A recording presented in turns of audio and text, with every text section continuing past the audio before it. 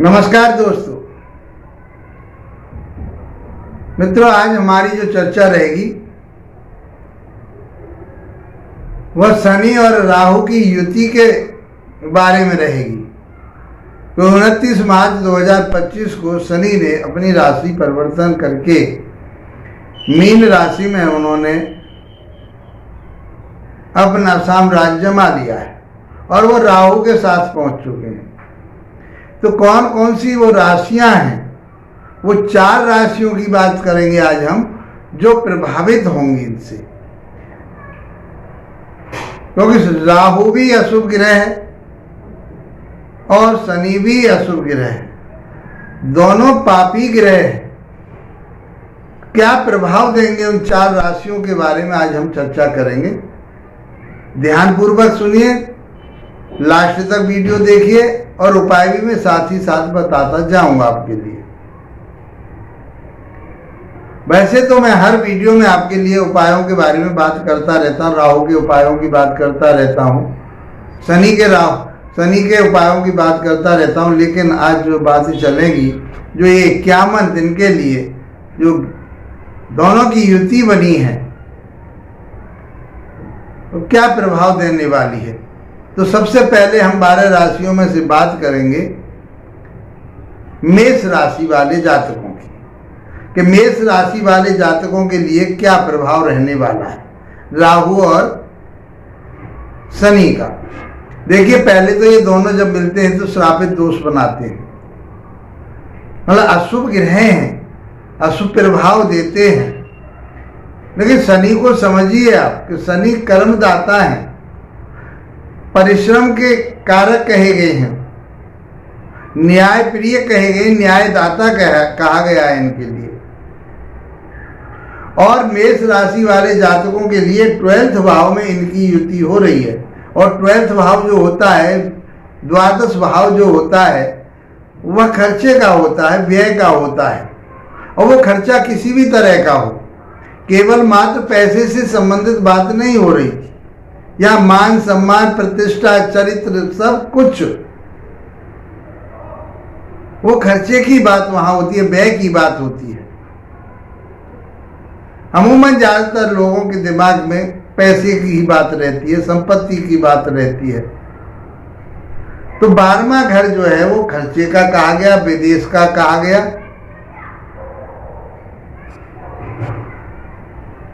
तो वहां जाकर के शनि की जो दृष्टि, वो शनि की जो युति है राहु के साथ 51 दिन के लिए, क्योंकि राहु 18 मई तक यही रहेंगे, उसके बाद ये शनि की राशि में चले जाएंगे।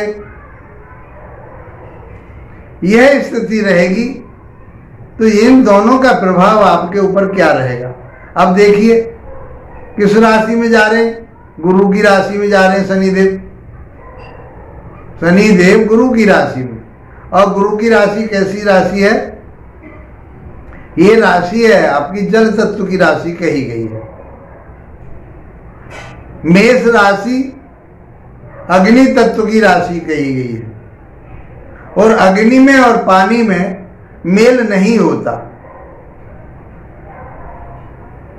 यदि हम नॉर्थ की बात करें वास्तु के हिसाब से, और साउथ ईस्ट की बात करें या साउथ की बात करें, तो ये सारा क्षेत्र जो है आपका गेन और नेम फेम का होता है।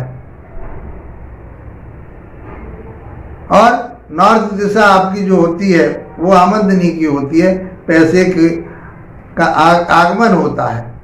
तो वहां पानी वाटर होता है, पानी के ऊपर अग्नि जाएगी तो अग्नि भी समाप्त होगी और पानी भी भाप बन के उड़ेगा। पानी उधर जाएगा अग्नि के ऊपर तो भी यही हालत होगी। इसलिए ये अच्छा कॉम्बिनेशन नहीं कहा गया। तो ये क्या हुआ, खर्चा हुआ, मान सम्मान प्रतिष्ठा में खर्चा होना। आपका जो खर्चा होगा किसी रोग के ऊपर हो सकता है, कोर्ट कचहरी थाना दरबार के ऊपर हो सकता है, शत्रुता किसी के साथ हो सकती है, उसके ऊपर आपका जो है खर्चा कोर्ट कचहरी में हो सकता है। आप जमीन जायदाद पर भी आप खर्चा कर सकते हैं। कहीं ना कहीं खर्चा आपका ये शो कर रहा है कि राहु और केतु 12वें भाव में बैठ गए, राहु और शनि 12वें भाव में बैठ करके आपके खर्चे को बढ़ाने वाले। तो अब आपको करना क्या होगा, क्योंकि ये 12वां घर जो है धर्म कर्म का चौथा स्थान माना जाता है। तो धर्म कर्म का जो स्थान होता है, धर्म का जो स्थान होता है, धर्म का जो घर होता है वो मंदिर होता है। तो आप किसी मंदिर पर, किसी धर्म के स्थानों पर आप कुछ डोनेशन दीजिए, वहाँ आराधना कीजिए। तो मैं समझता हूँ कि इसका प्रभाव आपके ऊपर इतना प्रभाव बुरा नहीं आएगा। गरीब लोगों की सहायता कीजिए, अपंग लोगों के लिए उनकी सहायता कीजिए। तो ये मेष राशि वाले जातकों के लिए करना चाहिए। और ये समय जो 51 दिन का है, 18 मई तक का, वो आपके आसानी से निकल जाएगा। नहीं, खर्चे को अपने को आपको नियंत्रण रखना पड़ेगा। खर्चा जो खर्चा क्या है कि जो आपने सेविंग की है, खर्चा तो होता रहता है, व्यक्ति का आता है और जाता है, लेकिन जो आप सेविंग कर रहे हैं, जब उसके ऊपर घात लग जाती है, उस इकट्ठे बैंक बैलेंस पर आपके में से पैसा निकलना शुरू हो जाता है, तो समझ लीजिए इनका प्रभाव आपके ऊपर आ गया है। इसलिए आपको धर्म स्थानों पर जाना चाहिए और धर्म स्थान पर जा करके किसी भी गुरुद्वारे में, मंदिर में, जहां आपकी इच्छा हो, श्रद्धा भावना हो, जिसे आप मानते हैं, वहां पर कुछ न कुछ दान करना चाहिए। आइए मित्रों, अब बात करते हैं दूसरी राशि, सिंह राशि वाले जातकों की। सिंह राशि वाले जातकों के लिए जो ये गोचर बनेगा, शनि जो जा रहे हैं वो अष्टम भाव में जा रहे हैं राहु के साथ। अष्टम भाव भी होता है स्ट्रगल का, रिसर्च वर्क का, आपको बहुत परिश्रम और मेहनत का, लंबे रोगों का। तो यहाँ से भी आपके लिए ये समय अच्छा नहीं बताया गया कि आपको अपने हेल्थ के प्रति, अब खर्चा होगा तो आपकी हेल्थ के ऊपर हो सकता है, आपके किसी परिजन के ऊपर हो सकता है।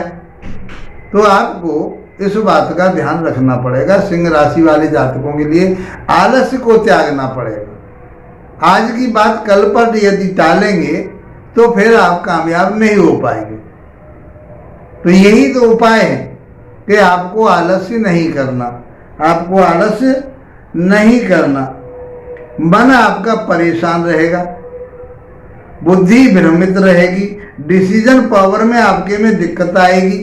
जो आप निर्णय ले रहे हैं उसको कम से कम 2 बार दोहराइए कि ये मैं सही कर रहा हूं या गलत कर रहा हूं। मेडिटेशन से जुड़िए, आप योग से जुड़िए। आप डिसीजन में आपके में कहीं ना कहीं कमी नजर आ रही है। आप अपनी बातों को टालें ना, आलस को त्यागना पड़ेगा आपको। यदि आपने आलस को त्याग दिया तो ये समय आपके लिए 51 दिन का जो समय, 18 मई तक का जो समय है, वो बहुत आसानी से निकल जाएगा। दूसरी बात, आपको नशीले पदार्थों से, जैसे शराब से, मांस मीट मदिरा से आपको बच के रहना है। यदि आपने इन चीज़ों का सेवन किया तो आपको रोग बढ़ेंगे, दिक्कतें आएंगी, परेशानी आएंगी और आपका पैसा अननेसेसरी चीज़ों पर खर्च होगा। मान सम्मान प्रतिष्ठा में भी आपके में फिर गिरावट आएगी। तो क्या करना है, इन सारी चीज़ों से आपको बचना है, नशीले पदार्थों से बचना है। आप मीट मांस मदिरा से, जो राक्षसी प्रवृत्ति के जो भोजन है, उनसे आपको बचना होगा। इस प्रकार से शनि का और राहु का प्रभाव आपके ऊपर देखने को मिलेगा। अब बात करते हैं हम तीसरी राशि की, धनु राशि की। तो धनु राशि वाले जातकों के लिए शनि का जो गोचर है वो चौथे भाव में बनना, चौथी रैया चल रही है। राहु के साथ मिलकर के दोनों पापी ग्रह बैठ गए तो आपके चौथा घर का एक है, माता का है, भूमि भवन वाहन का है। अब आपका जो खर्चा होगा, और ये कहाँ के स्वामी हुए, धन के स्वामी, दूसरे भाव के और तीसरे भाव के स्वामी, छोटे भाई बहनों के, कम्युनिकेशन के और दूर संचार के, ये सब चीज़ें आपको, इन चीज़ों पर भी आपका खर्चा हो सकता है। तो आपको यदि जमीन जायदाद लेनी है तो लीजिए, कोई परेशानी नहीं है, सोच समझ करके साइन करें, क्योंकि राहु साथ में चल रहा है। आपके साथ कोई धोखा होने की संभावना हो सकती है। तो किसी जगह भी आप साइन कर रहे हैं, किसी डील पर साइन कर रहे हैं, तो आप सोच समझ करके साइन कीजिए। माता के स्वास्थ्य का विशेष रूप से ध्यान रखिए। धनु राशि वाले जातकों के चौथी रैया और राहु के साथ 51 दिन का ये जो युक्ति है, ये उनका जो संबंध बनना है, ये आपके लिए कहीं डिस्टर्ब करने वाला हो सकता है। तो जमीन जायदाद, पैतृक संपत्ति पर कोई विवाद हो सकता है। तो इन चीज़ों को टालने की कोशिश कीजिए, समझदारी से काम लीजिए। और शनि की तीसरी दृष्टि तो कोर्ट कचहरी थाना दरबार नहीं, आपके रोग पर, ऋण पर, कर्जे पर जा रही है, छठे भाव पर। आपका व्यवसाय व्यापार कहीं डिस्टर्ब हो सकता है। ये सब चीज़ें आपके मान मर्यादा और आपके स्वास्थ्य पर भी प्रभाव पड़ सकता है। तो इन सारी चीज़ों को आपको सोच समझ करके चलना पड़ेगा और ये निर्णय लेना पड़ेगा कि जो मैं कर रहा हूँ उसमें कहीं मेरे में आलस तो नहीं है। तो उसमें सचेत होकर के शॉर्टकट से आप रास्ता ना देखेंगे कि शॉर्टकट दिखाएगा राहु, शनि आपको धैर्य से और आगे बढ़ाने की कोशिश करेंगे। तो आपको उसी चीज़ों का ध्यान रखना पड़ेगा। तो माता के स्वास्थ्य का ध्यान रखिए, माता का आदर कीजिए, माता के चरण स्पर्श कीजिए और अपने पिता का भी आदर कीजिए। तो मैं समझता हूँ कि ये आपके लिए 50-51 दिन का जो दिन है, ये 18 मई तक का समय बहुत अच्छा रहने वाला है। इसके लिए आपको सचेत रहना पड़ेगा। थोड़ी छोटी बातें मैंने आपके लिए बताई, क्योंकि हम 4 राशियों की बातें कर रहे हैं कि 4 राशियों में से कौन कौन सी, 12 राशियों में से 4 राशि कौन कौन सी ज़्यादा प्रभावित होंगी इनसे। अब बात करते हैं हम चौथी राशि मीन राशि की। तो मीन राशि के लिए तो लगन पर ही इस समय उनका गोचर हो रहा है। 29 मार्च को शनिदेव भी राहु के साथ आ गए हैं।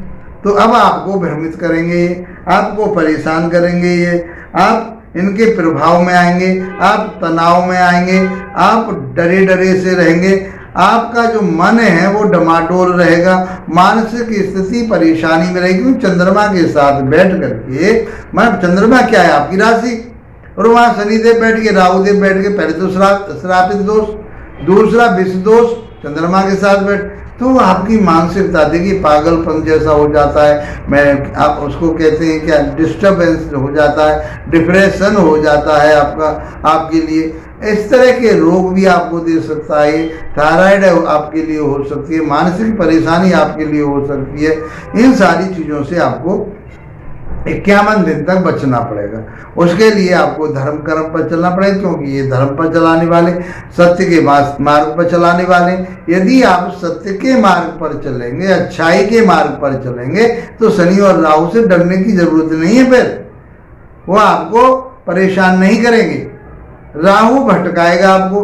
तो इसलिए राहु और शनि के मैंने बहुत सारे उपाय आप लोगों को बता रखे हैं, उनको आप करिए। दूसरा ये है कि जब आप उपाय इनका करेंगे, एक दूसरी बात यह है कि ओवर कॉन्फिडेंस आपको राहु इस तरह का बनाएगा कि मैं ही सर्वज्ञाता हूं और दूसरा कोई नहीं है, मैं ही सब कुछ जानने वाला हूं, दूसरा मेरे सामने कुछ नहीं है। ओवर थिंकिंग,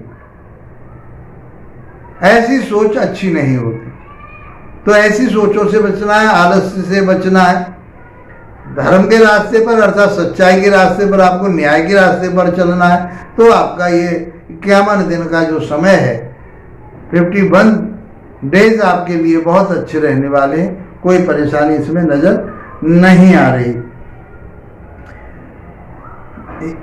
दूसरी बातों से दूसरी दुखी बातों से, जो मान लीजिए आपके सामने कोई ऐसी चीज़ आ जाती है कि आप उसको देख करके, उसको समझ करके आप दुखी हो जाते हैं, इमोशनली बहुत ज़्यादा डीपली चले जाते हैं, तो आपके लिए ये अच्छी बात नहीं रहेगी। तो ज़्यादा मनन करना, ज़्यादा घुटन में रहना, ज़्यादा उसके ऊपर विचार करना, बाल में से खाल, खाल में से बाल, ये कहावत है कि आप उसके ताने बाने की तरफ, बुनाई की तरफ को लग जाए और आप अपने आप को कहीं डिस्टर्ब कर लें। उन सारी चीज़ों से आपको बचना होगा। मित्रों, ये 12 राशियों में से मैंने आपके लिए 4 राशियों के बारे में बताया कि 4 राशि ये प्रभावित होंगी। इन 4 राशि वाले जातकों के लिए बहुत सचेत रहने की जरूरत है। मेष राशि वाले जातकों के लिए खर्चे से बचने की जरूरत है। और सिंह राशि वाले जातकों के लिए अपने माइंड को डिस्टर्ब होने से बचाने की ज़रूरत है, स्ट्रॉन्ग होने की ज़रूरत है, आलस त्यागने की ज़रूरत है। खर्चा उसके ऊपर आपका हो सकता है इन सारी चीज़ों पर। धनु राशि वाले जातकों के लिए आपका खर्चा हो सकता है, अपने पैसे को मैनेज करके चलें, उस पर नियंत्रण करके चलें। भूमि भवन वाहन पर आपका खर्चा हो सकता है, अच्छी जगह खर्चा होगा, लेकिन सोच समझ करके आपको खर्चा करना होगा। और चौथी राशि मीन के बारे में बताया, तो आप अपने व्यक्तित्व को, आप अपने चरित्र को आप अपने स्ट्रॉन्ग बना करके चलिए और भ्रमित ना हो। इसी तरह से आपको ये 51 दिन का जो समय है वो अच्छी तरह से व्यतीत करना है। आराधना कीजिए, राहु की आराधना कीजिए, बीज मंत्रों का जाप कीजिए, शनि देव के बीज मंत्रों का जाप कीजिए।